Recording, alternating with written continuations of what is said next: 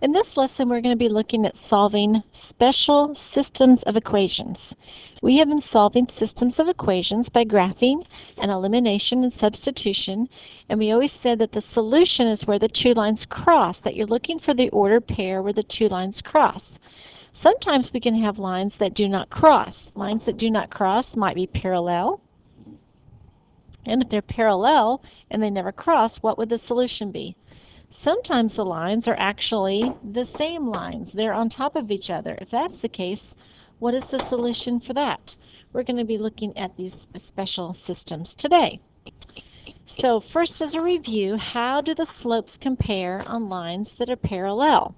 When we had our lesson on parallel and perpendicular lines, we learned that lines that are parallel have the same slope. So let's look at this. We have a sales manager at Comic Nows comparing its sales with the sales of its competitor. If the sales patterns continue, will the sales ever equal the sales for the competitor? In other words, would the lines ever cross? Well, we have the two comic companies here listed in a table. So let's write a linear equation for each one of them. To write a linear equation, we need the slope and we need the y-intercept. We have learned that to determine the slope of a line, you just need two of the ordered pairs, and we use the slope formula. You subtract the y's on the top, and you subtract the x's on the bottom. So for Comic Now, if we subtract the y's on the top, now the y's are going to be the number of books sold, and the x is going to be the years. So if we subtract the y's on the top, we would subtract 170 minus 130 on top, and on the bottom we would subtract 2006 from 2005, which is 1 year. So that would be a slope of 40 for the Comics Now. To figure out the slope for the competitor, we subtract the y's on the top, and that would be 220 minus 180, which again is 40. And on the bottom, again, when we subtract 2006 from 2005, that would be 1. They have the same slope of 40. By subtracting the y's on top on the x's on the bottom, now we know the slope is 40. The y-intercept is where it starts, and we start in 2005, so here is our y-intercepts. So if we're going to write those as an equations, we would have that y is equal to 40x plus 130 for the Comics Now, and y equals 40x plus 180 for the Dynamo Comics. So the question would be, if we were to graph this, when would their sales be equal? Because we see that they have the same slope, we have learned that lines with the same slope are parallel. They will never cross. That means that they will never be equal. They will never cross. So there could not be a solution to this. There is no solution. So here's the same thing. What you can conclude about the number of sales, the slope is the same, the lines are parallel, there is no solution because they never cross. Systems with no solutions are going to be lines that are parallel, because when they are parallel, they never cross, therefore there's no solution. We can determine if lines are parallel by putting them into slope-intercept form and looking to see if they have the same slope. In this particular example, the first one is in slope-intercept form, so we just want to take the second equation and move the x from the left side to the right side. So that would be y equals x plus 2, because when we move it from one side to the other, it switches signs. Now if you can compare the slope up here is 1, and the slope here is 1. They have the same slope. And what we know about lines with the same slope is that they're parallel. If they're parallel, there can be no solution because the lines will never cross. So we figure that out by writing the equations into slope-intercept form and comparing the slopes. This system has no solutions. Okay, look at the first equation here is in slope-intercept form. The second one is not. So if we write it into slope-intercept form, first we can move the 2x to the other side. That would be a negative 2x. We need to move the 1 to the other side. So that would be negative 2x minus 1.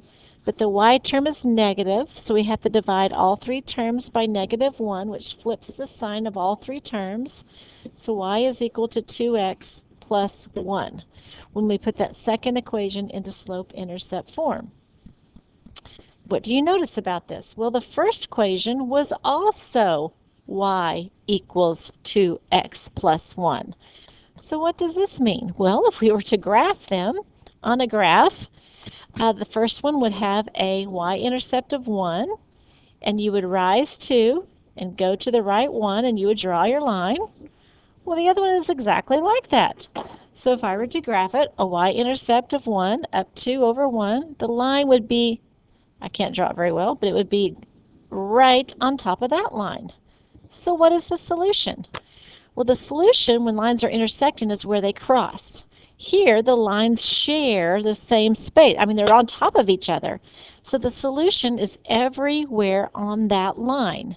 But that's not the way we answer it. We don't say everywhere on the line. We answer by saying infinitely many solutions, which means it has many solutions everywhere where they share on the line. So if the lines are the same, there are many solutions. So these are the two scenarios that we're looking at today. If you're taking your notes, here's the chart that we're filling out. And we actually have names or classify. Anytime you're classifying, you're naming them with special names. So this is the classification of systems of equations. If there are intersecting lines, as shown down here, we have learned that when they intersect, there is one solution. So the description of that would be that they have different slopes. We call that consistent and independent. They are consistent means that there is a solution, and they are independent because the lines aren't on top of each other. They're there by themselves. They stand on their own 2 feet. They're consistent because there's a solution, independent because they both are separate lines. In the next example, we'll see that we have the same line twice. If you see there's a green line and there's a blue line. They're on top of each other.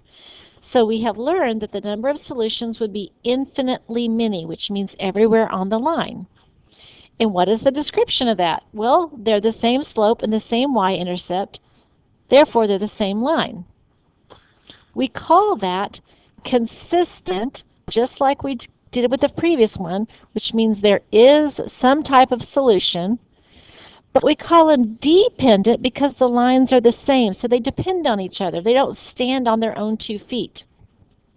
So if it's infinitely many solutions, we call that consistent and independent, or consistent and dependent. The other scenario that we've learned about is the parallel lines. Parallel lines means that there are no solutions because the lines never cross. So they have the same slope. Remember, parallel lines have the same slope, but different y-intercepts. We call these inconsistent because there is not a solution. So you're going to be asked to classify systems as either consistent and independent, consistent and dependent, and inconsistent. And if you look back at your chart here, this will help you. Consistent means that there is some type of solution. Inconsistent means there's no solution at all. The independents are the two lines that are not on top of each other, that stand on their own 2 feet, and these two are dependent. So you have to learn how to classify or name these. So let's look at an example here. We have two equations. It says classify or name them with their names, each system, give the number of solutions. We could graph them to figure that out, or we could write them in slope-intercept form and compare the lines. The first equation is almost in slope-intercept form. We have 2y is equal to x plus 2. All we have to do is divide all three terms by 2, and that would give us y equals 1/2 x plus 1. That's the first equation. The second equation is in standard form, so to put it in slope-intercept form, we just have to move the x term over to the right side of the equation.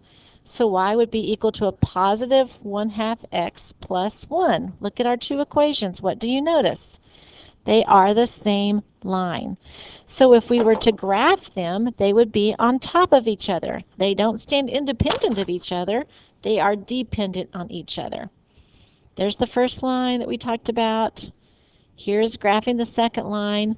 So we classify that as consistent, which means there is a solution, and dependent because they don't stand alone. And it has infinitely many solutions, which is everywhere on the line. In this one, on the first equation, it's almost in slope-intercept form. We just need to do the distributive property. And when we do that, we would have y equals 2x minus 2. We did the 2 times x and the 2 times negative 1. The second equation is already in slope-intercept form. So here's the graphing of the first line with the y-intercept of negative 2 with a slope of 2 over 1. Graph the second one. You can see that they intersect. There is one solution. So this is called consistent because there is a solution, and independent because the lines stand alone. It has one solution. In the third scenario, if we were to put these in slope-intercept form, for the first equation, we just need to move the x term to the right side of the equation and change its sign. So that would be y equals negative x plus 5. So that has a y-intercept of 5 and a slope of negative 1 over 1. It graphs like this.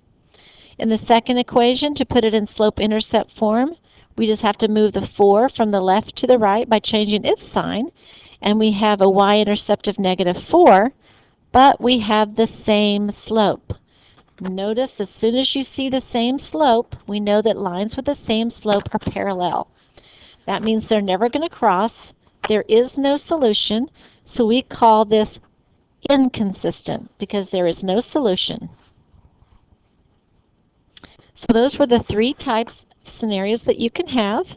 You can have intersecting lines with one solution. These are consistent and independent. You can have two lines that are on top of each other. These are consistent but dependent on each other. Or we can have two parallel lines where there is no solution, and we call them inconsistent. Look back at your table to help you with your assignment today. You'll be classifying and naming them with those names.